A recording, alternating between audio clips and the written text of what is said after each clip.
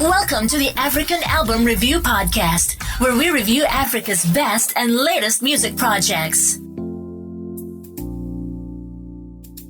Africa, Moody say. My name is MJ Wemoto and I welcome you to the African Album Review Podcast. Wherever you are, my people, how you doing? Me, I'm doing okay. And would you have it, I've got another cold, which is crazy, but that's life. If you've just joined us for the first time, welcome. You've got another 180 episodes to catch up on, so you've got your work cut out for you. And if you're part of the Moto Kingdom and you're a regular right here, welcome back. And today, we're going to have an awesome show, so let's do this thing. Before we get into it though, do head over to buymeacoffee.com/MJ Wemoto, which is MJWEMOTO. This is how we keep the lights on for this podcast and keep going. So, the latest African album review is loading. I'm glad to say I reviewed Rema's debut EP in 2019, and admittedly, what I was not prepared for was his meteoric rise to stardom thereafter. I mean, Dumebi was a song and a half. It pretty much went viral for a time there. But not many could have seen how much of a cult hero Rema would become, song after song after song. This guy is one of the best African music exports out there ever. And we finally get his full-length debut album titled Rave and Roses. Rave and Roses was released March 25th under Jonesing World Entertainment. It has 16 tracks, which represents 59 minutes, 9 seconds of runtime, 4 collabs, multiple production placements, including London, who did the smash Soundgasm, alongside Dro and Shanti, and London has most of the placements on this album. SARS, Andre Vibes, Ego, Kill September, One Mind, Kelpie Vibes, K the Great, Ultims. The album is stacked. Did you ever think a Rema album would open up with an Afro-dancehall tune? Well, Rave and Roses is on that tip with Divine, which really goes deep lyrically. He tells his story and it actually touches on a lot of the good, the bad, the ugly, from stories of himself told to him by his mother about how, the pregnancy was not really that complicated, but as it got to a certain stage, she was worried because he wasn't kicking much and things like that. Manifesting his talent and working on it, losing his father and brother, super emotional, and there's loss there. It's a high calling kind of song and a great opener as well. The 3 singles to come out from this album are the hugely popular Soundgasm, which I'm tempted to sing right now, but will not in fear of embarrassing myself, so I save you that. Calm Down and FYN featuring AJ Tracy. I did expect these songs to be on this album, so no surprises at all. The 4th one is Time and Affection featuring Chris Brown, and that dropped just 2 days ago on the 23rd, so it hasn't really marinated like the others. I felt like we got a recognizable Rema on plenty of songs on this album, such as Dirty, which has a 6 sax, by the way, Joe, Mara, Oroma Baby, etc. It was interesting to hear songs like Addicted, which sounds like an 80s influenced groove with some disco elements in it, but not necessarily kind of feel popish, but doesn't really go the way, but it's kind of there. This guy took it back. Yet, he probably wasn't even born when this sound was a thing. I mean, he is only 21 after all, so when was he born? Like 2001. Hey, I'm a 2000. Anyway, I'm curious to find out how this song came about for real, because that would be a good story. Lyrically, it blends well too. He's talking about a girl that is in too deep and addicted to the fast life, the nicer things in life. He sings it perfectly too, with his vocals adding to the ambiance of the song. I wonder if he could totally chase a pop career singing in English, because he sounded different on this track, like different. If I didn't know that it was Rema singing, I probably would not have known that it was Rema singing. Kerry was another number that tickled my fancy. It feels amapiano-like, and there really isn't a prominent log drum like you'd expect. It's actually used as a riser, and it's pretty low in terms of the decibels.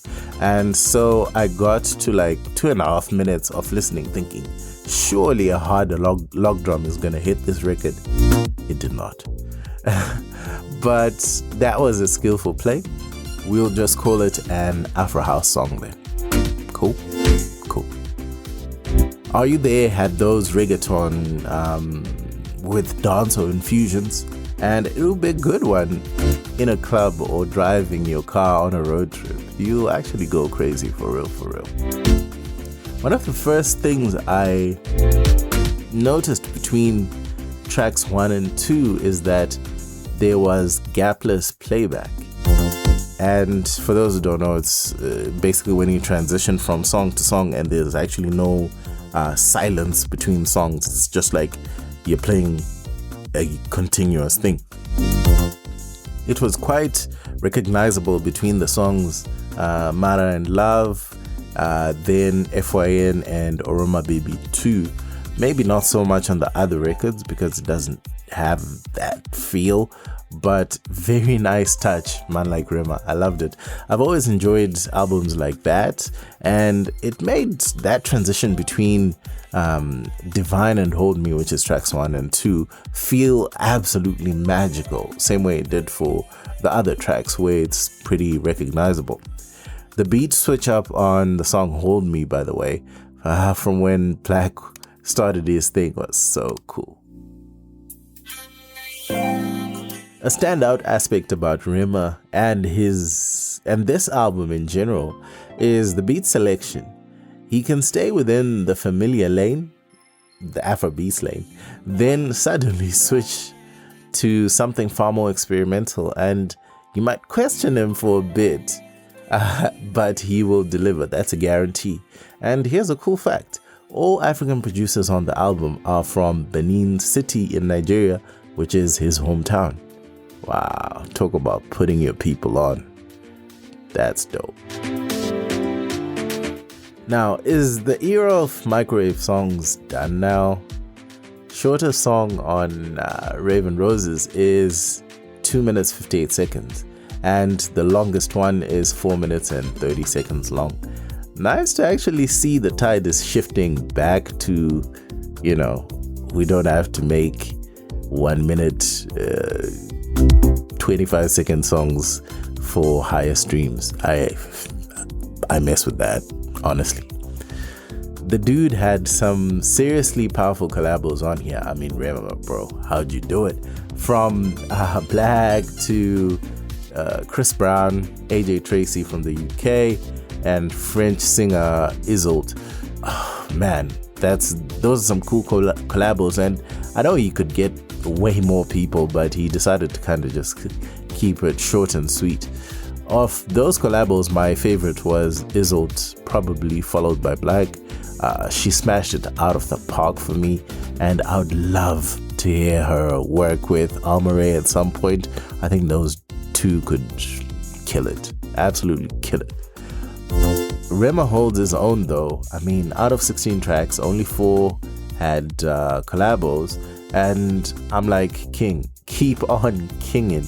His style is so assured. He's a self-assured musician. He didn't need to piggyback off of anyone else's talent, and his voice, you can listen to it over and over and over and over again. I'd say hearing a guitar start a Rema song bodes well for what it's gonna be, and there's a lot of guitar on this album. That's just a minor observation, but do check it out. Rave and Roses is probably as versatile as an album could get. Not that Rema hasn't already proven his case in his releases over the last 3 years. He's already done so, but he takes it a step further, and he really pushes the envelope. He tries to give us just different things while also giving us what we expect of him and creating a fantastic balance on one album. I mean, I've only listened to it maybe about 3 times at this point, but I'm gonna have it on play tomorrow pretty much the whole day. So yeah, it's sounding good so far. There are some monster tunes on Rave and Roses, and it's hard to pick any standout track out of them at all. It's impossible. There are a few that I definitely will be playing again, and I favorited no less than 13 tracks. 14 actually. 14 tracks, and that's a good return, man. Out of 16 tracks, 14, I'm like, yeah, I need to listen to these ones again. Yo, Rema smashed it. All I can say is this album is another banger.